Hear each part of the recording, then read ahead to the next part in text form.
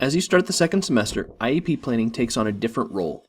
While we are always considering needs for the whole year, in the second semester those decisions take on a higher level of relevance and urgency. Because of this, when writing IEPs, it is important to consider how changes for the next school year will impact the students' needs and the services that are needed.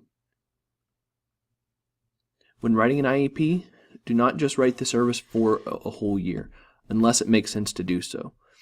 There are several issues that may impact this decision, including the different grade level, changes to the school schedule, and increasing student independence. Transition points are a great opportunity to start the school year with more inclusion, as all students in the classroom are starting fresh and at the same level.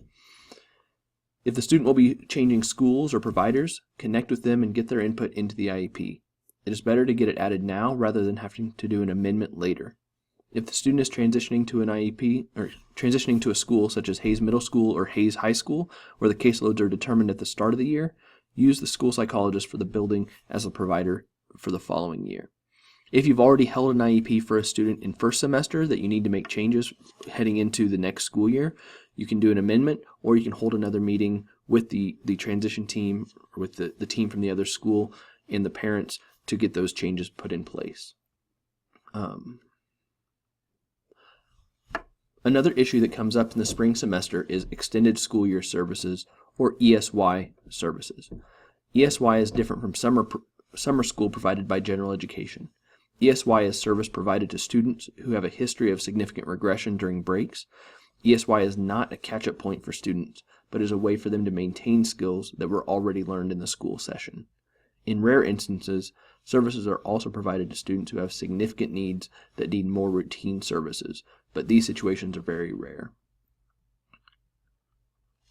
WCK-SEC provides clarification about ESY in a handout that will be sent to staff in second semester. This document highlights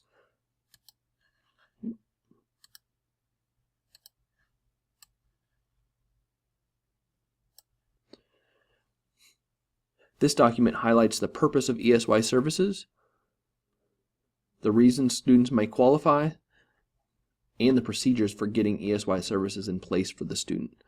We will be requesting applications for people who want to be ESY service providers during the summer. We will also be sending out guidance for if you have students that need ESY services, some different documentation forms to make sure that we are getting those services put in place appropriately. As always, if you have any questions, please contact the WCK-SEC Special Ed Admin team or your school psychologist. Have a great day.